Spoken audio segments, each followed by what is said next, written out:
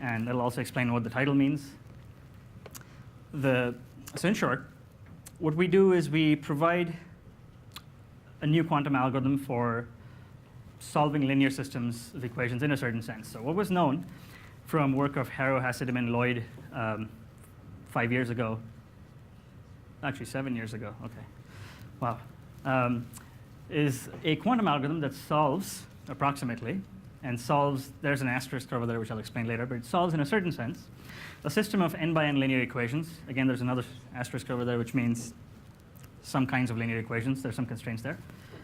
And the running time of this algorithm is polynomial in log n and polynomial in 1 over epsilon. Now what's surprising about this is that you have n by n linear equations, so you would naively expect that algorithms run in time polynomial in n, not polynomial in log n. So this was an exponential improvement over what you would have expected, and that's why this was, it was a great result. It was presented at QIP, I don't know, 7 years ago probably. And what we do is we improve the running time of this algorithm in the sense that we improve its dependence on the precision parameter epsilon. So epsilon is the error to which you want to output the final answer. And what we provide is a new quantum algorithm that has running time polynomial in log n, so it preserves the dependence on n.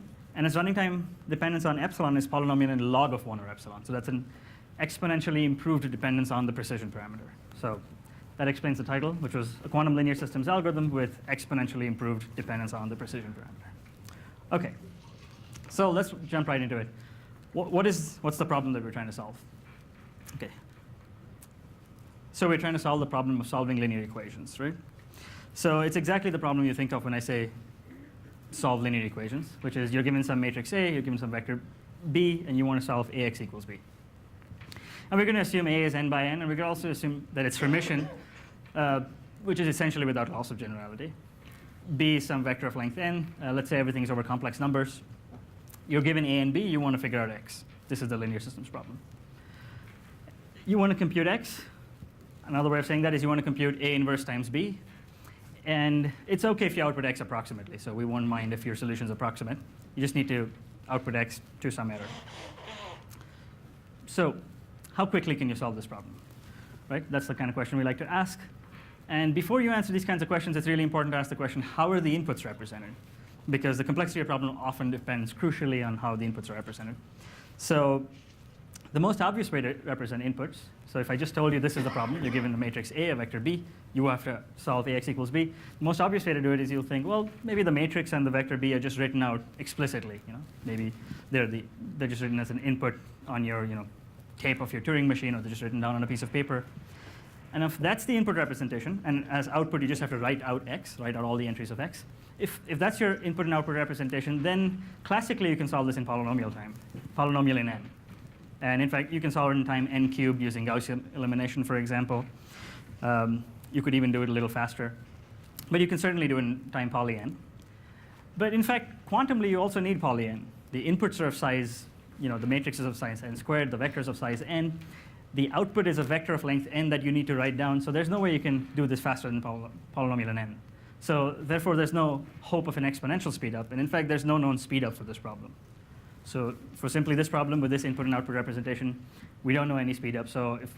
So saying that quantum computers give you exponential speedup for solving linear equations is kind of false, or maybe at best misleading, because this is what most people think of when you just say, oh, linear equations, yeah, this is the problem. But for this, we have no known speedup. Right, so what do we do? And what is my talk about? And what are all the other papers that I talked about? So what that's about is it's about a different problem that's very related to this problem, but we have to modify the problem. So this is what we often do.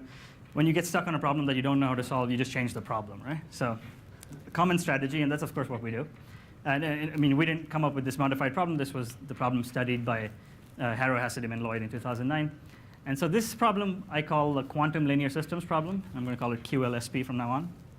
And what's the problem? It's the same overall situation. You have some matrix A, you have some vector B. You want to compute X, which is given by AX equals B. And it's OK if you output X approximately. But we're going to modify the problem. So what's the modification? So first, we're going to put some assumptions about A, the matrix involved. And there's going to be 3 assumptions. These are the following. We're going to assume A is sparse. So A is an n by n matrix. And it could have a whole bunch of non-zero entries, but we're going to say that's sparse. And what that means is in any row, there could be all the way up to n non-zero entries in a row, but we're going to say that there's only polylog n non-zero entries. So that's exponentially fewer than the number of possible entries in the row. So this matrix is essentially just zeros everywhere. There's just a very few number of entries where it's non-zero. But in every row, you can have a couple of non-zero entries. So it's, so it's not like, so you could have something like n polylog n non-zero entries in the overall matrix. So for example, the identity matrix is a sparse matrix by this definition. So we need it to be sparse. The second condition is what we call row computability. It's kind of a technical condition. It just says that you know where the non-zero entries are. So it's not like you have some matrix, it's sparse, but you don't know where the entries are, then, well, you're not going to be able to do much with it. So, and what I mean is you know where they are is you can compute the location of these entries efficiently. And for the rest of the talk, when I say efficiently, I mean polynomial in log n, because that's what we're really going for. Because as I explained on the previous slide, everything's easy if you allow a budget of polynomial in n. So polynomial in log n is really what we're thinking of as our budget. So you want to efficiently compute all the non-zero entries. So this is the condition that we need on the entries of A, which there's not too many of in any row. So this is something you can do efficiently. And lastly, we need the matrix to be well conditioned. And what this means is essentially we're trying to say that the matrix is easy to invert. So matrices that are hard to invert are, for example, if the matrix A, I should avoid using the pointer. So if the matrix A is a matrix which has a zero eigenvalue, for example, then there's no way you can invert it, right? So like A inverse B is not even well defined. So what you can do is you can define this thing called the condition number, which essentially captures how close you are to being singular, how close are you to having one of your eigenvalues being 0. And it's just the ratio of the largest singular value to the smallest singular value. And because we're talking about Hermitian matrices, it's kind of the same as eigenvalues. So just think of it that way. So for example, just assume that you can think of it as the matrix, the largest eigenvalue of the matrix is 1, let's say. And the condition number, if the condition number is polylog n, that means the smallest eigenvalue is at least 1 over polylog n. So it's somewhat reasonable. It's not too close to 0. So if this eigenvalue gets closer and closer to 0, the matrix gets harder and harder to invert. So this assumption is basically saying the matrix is easy to invert, which makes sense because we're solving the problem of inverting the matrix. So that's the kind of assumption we want to make our life easier, right? OK, so these are the assumptions on matrix A. The assumption on B is simply that the quantum state corresponding to B, and what I mean by this is a quantum state whose entries are proportional to the vector B, except that it's normalized because it's a quantum state. This quantum state is something you can create efficiently on a quantum computer, which means that maybe there's a circuit of size polylog n that can create this starting from some fixed starting state, like let's say the all zero state, for example. So that's the assumption on B. And so these are the assumptions on the input. And finally, we changed the goal of the problem. The goal of the problem is no longer to write out the vector x, but instead it's to create the quantum state corresponding to x, which is simply a state ket x, whose entries are all proportional to the entries of x, but it's normalized because it's a quantum state. And as before, it's fine if you output it approximately, so it's OK if you output the state ket x to error epsilon in some norm of your choice, whatever, trace norm, for example. So this modified problem in the box, this is the QLSP. This is the quantum linear systems problem. This is the modified problem for which we'll get an exponential speed up with respect to classical computers. And this is the modified problem that was solved in the original paper of Harrow, Hassidim, and Lloyd, exactly as they've defined it. I haven't changed anything. Yep. What's the meaning of exponential speed up compared to classical? When classical, it doesn't really make sense to state it. Exactly. OK, that's a good question. So the question was, yeah. So the question was, what does it mean to have an exponential speed up with respect to classical algorithms? Because the output was to create a quantum state. The goal was to create a quantum state, and of course a classical algorithm cannot create a quantum state. So you'll have to make some kind of reasonable classical version of it. For example, it would be to sample from this distribution, or just to decide if the distribution has most of its weight on things that start with a 0 versus start with a 1. Some kind of reasonable decision version of it. Pretty much any reasonable version you formulate you can show that it's actually BQP complete. So it's as hard as the hardest problem that a quantum computer can solve. This was all shown in the original paper of Harrow, Hassidim, and Lloyd. And as I said, this formulation of the problem is also due to them. It's not due to us. And this is the problem we solve. So yeah, so without further ado, let me get to what it is that they show. So in 2009, these guys, who I'm now just going to call HHL, showed if A is a D-sparse matrix, so D is the number of non-zero entries in any row. This is the thing that we assume to be polylog n. If A is D-sparse, it has norm 1, so its largest eigenvalue is 1, and has condition number kappa. So condition number was this ratio of largest singular value to smallest singular value, something we also assume to be polylog n. Then the QLSP can be solved in this running time, the running time in orange, which is order d kappa squared divided by epsilon times some polylog factors. So let's forget about the polylog factors for now. The d and kappa we assume to be polylog n. And the epsilon, if we set it to, say, a constant, for example, then this entire expression is polylog n, which is great because classical algorithms would need poly n time. Oh, that's what we think. So this was what HHL showed. And the main tools used by HHL were Hamiltonian simulation, which I'll talk a little bit about later, and phase estimation. And the quantum phase estimation algorithm is really the source of this 1 over epsilon dependence. So, as I said, even in the title of my slides, in my talk, that what we're trying to do is get rid of this 1 over epsilon term and make it polylog 1 over epsilon. So phase estimation is going to be the culprit. That's going to be the guy who brings about this 1 over epsilon scaling. When they wrote the paper, Hamiltonian simulation also had 1 over epsilon dependence, but it has since been improved to polylog 1 over epsilon, so we don't have to worry about that. Hamiltonian simulation is not the cause of worry. It's phase estimation. OK, and a few years after this paper, Andres Ambainis, who was just talking right now, improved this algorithm. And he improved the kappa dependence specifically. And he was able to get it to be linear in kappa. So his algorithm scaled like order d times kappa. The epsilon dependence got a little worse, and some polylog factors. OK, we don't care about that. And the tools used in his algorithm was a new technique he invented called variable time amplitude amplification, which also uses phase estimation inside it, which kind of explains why there's more epsilon factors in the second algorithm. Because phase estimation just gives you these epsilon factors. So when we try to come up with our polylog 1 over epsilon scaling algorithms, we're going to run into these problems that both the original algorithm and the improved algorithm have phase estimation, and we have to get rid of phase estimation everywhere. Otherwise, it's going to be very difficult to get rid of the 1 over epsilon term. All right, so this is what is known about the problem. Oh, and I should also mention, since this paper was published, 7 years ago, a couple of applications have come out, and I'll just list some of them. Just to show you that people have worked on this, and it's an interesting problem.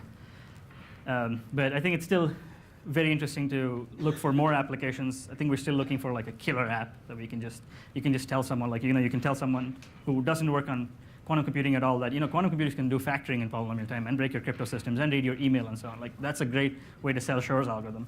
I think we don't have such a killer app for linear system solving yet. OK, so this is what was known. And let me keep the known results on the slide, and I'll show you what we're able to show. So for the original HHL algorithm, we're able to come up with an improved algorithm that essentially just gets rid of the epsilon term. So everything else kind of remains the same. It's d kappa squared, polylog factors. Just the epsilon terms disappeared. There's still some dependence on epsilon. It's inside the polylog. So now there's, as promised, the dependence on epsilon has come down to polylog 1 over epsilon. So that's our improvement of the original HHL algorithm. We also have an improvement of Ambainis' algorithm, which is also basically the same thing. We just get rid of the epsilon cubed, and we get order d kappa times polylog factors. Again, the epsilon dependence is polylog 1 over epsilon. I'm stating these separately because the algorithms, well, the second one requires a lot of work to do, and it's very technical, and I'm not really going to get into that. I think most of the ideas are better explained with the original algorithm, so that's what I'm going to talk about in the remainder of my time. This second result uses the first result, and also uses a bunch of other stuff because, as I explained, there was phase estimation involved even in Ambainis' technique, so we had to get rid of that. So yeah, lots of technical stuff, but I won't really talk about it too much. I'm going to focus on the first algorithm, which is an improvement of HHL in the sense that it just gets rid of the epsilon. OK, so before I go on and explain our techniques and give you an idea of how the algorithm works, I just wanted to address the question of why should we care about log 1 or epsilon scaling? So I often get this question.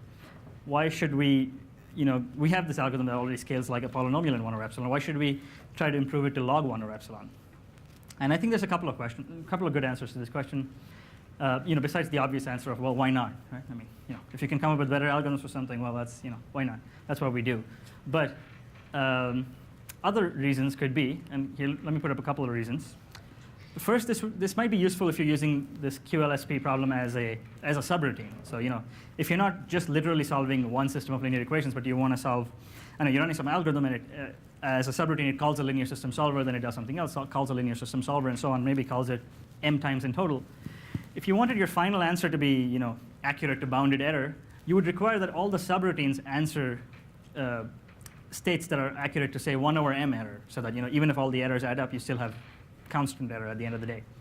So your epsilon for each call of QLSP will be like 1 over m, and so you'll get this additional factor of m, which is the number of times you call this algorithm. Whereas on the other hand, if your running time dependence on epsilon was log 1 over epsilon, then you'd only get a factor of like log m. So that's an improvement if you're using QLSP as a subroutine, which is pretty reasonable to expect because linear system solvers are often used as subroutines unless you're like just solving one system of linear equations.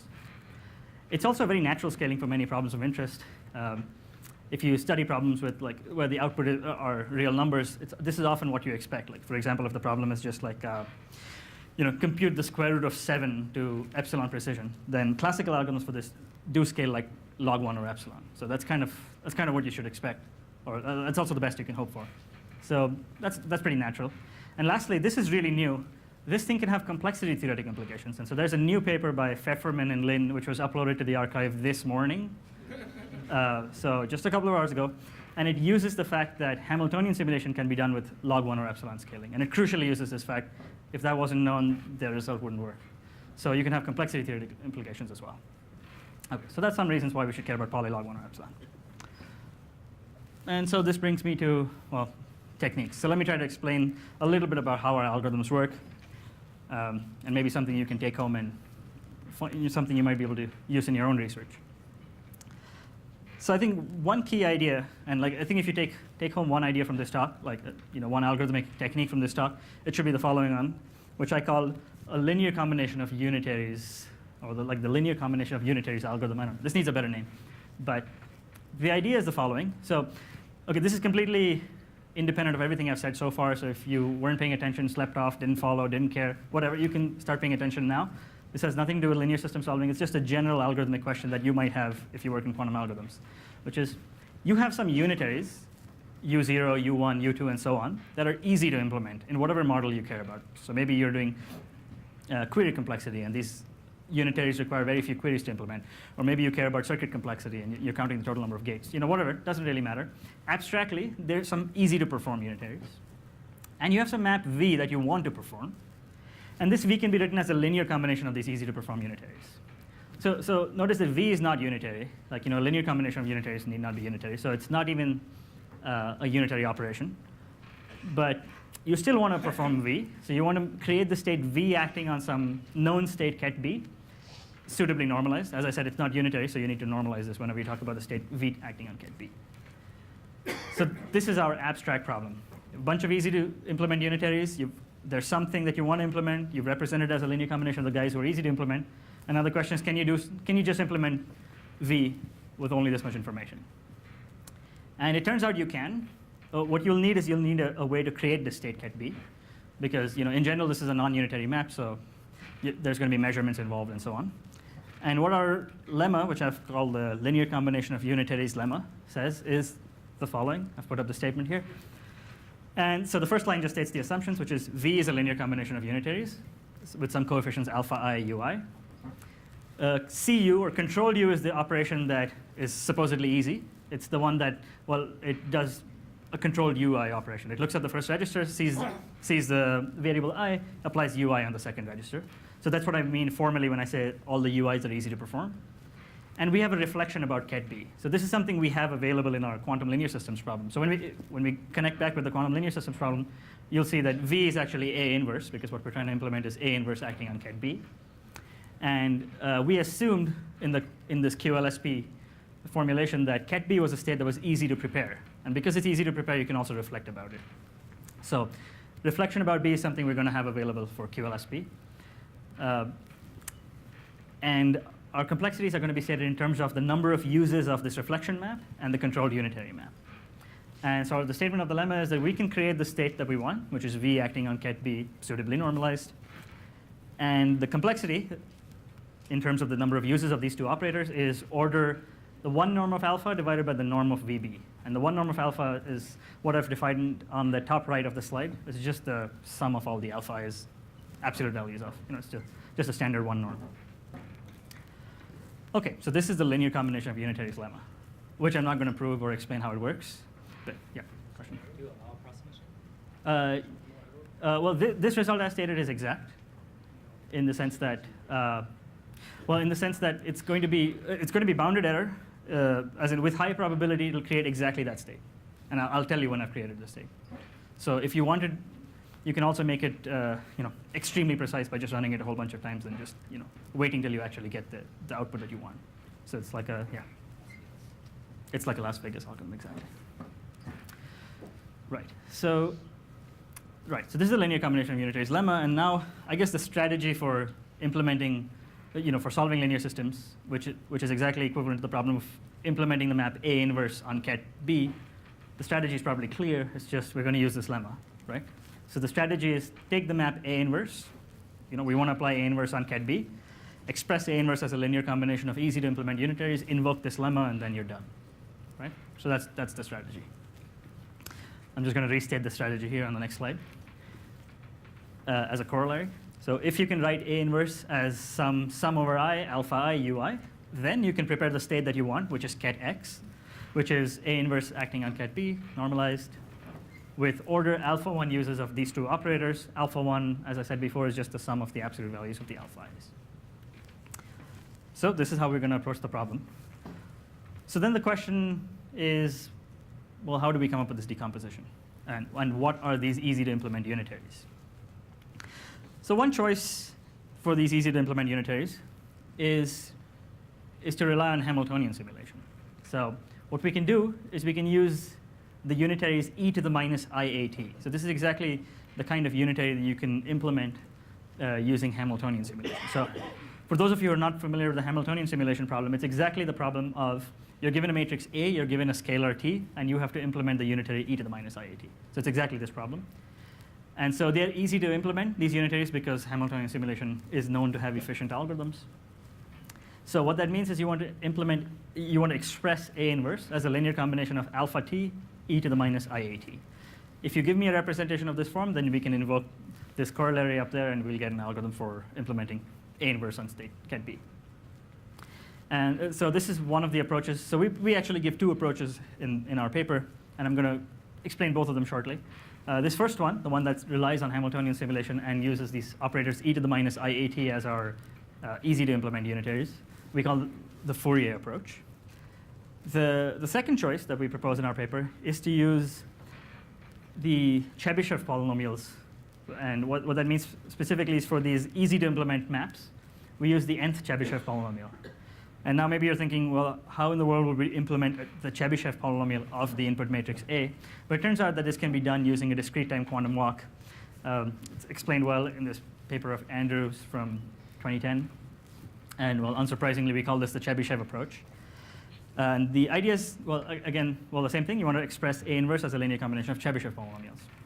So I'll explain the overall idea using Hamiltonian simulation. I think it'll be clear because e to the minus iat is probably a more familiar operator to most people. And the approach with Chebyshev polynomials will kind of be similar. So let me get right into it. Let me explain how does one solve this problem of expressing A inverse as a linear combination of e to the minus iat. So in other words, this is our goal now. And as you can see, this is a purely mathematical goal. It has nothing to do with quantum computing. It's just come up with some kind of identity that on the left-hand side has A inverse, A is a matrix. On the right-hand side has some linear combination of e to the minus iats with some coefficients alpha t's for different values of t. And try to come up with an identity like this. And we can make our life a little simpler, actually, by observing that A is a matrix, but both sides of this equation are functions of A. So you can just think of the scalar version of this problem, where it's just some scalar x, and you want to express the function 1 over x as a linear combination of e to the minus ixt's. So x is now just a real number. And this is easier to think about, right? Because it's just a function from reals to reals, and this e to the minus iat is essentially just sines and cosines. So basically, this question is just, can you write down a Fourier series expansion for 1 over x? So this is why we call this the Fourier approach, because it closely relates to Fourier analysis. So that's the question. The function 1 over x, can you write down a sum of sines and cosines of this form that will be equal to 1 over x? Okay, and the function 1 over x looks like this, just if you want to get some visual intuition for how you would do this with sines and cosines. yeah, so if you think about this for a few minutes, you'll probably realize that, wait, this doesn't seem like this should be possible because sines and cosines are all very reasonable functions. They're all bounded at the origin, for example. But this guy goes to infinity, so that's not something you'll be able to do. So what's really going on? 1 over x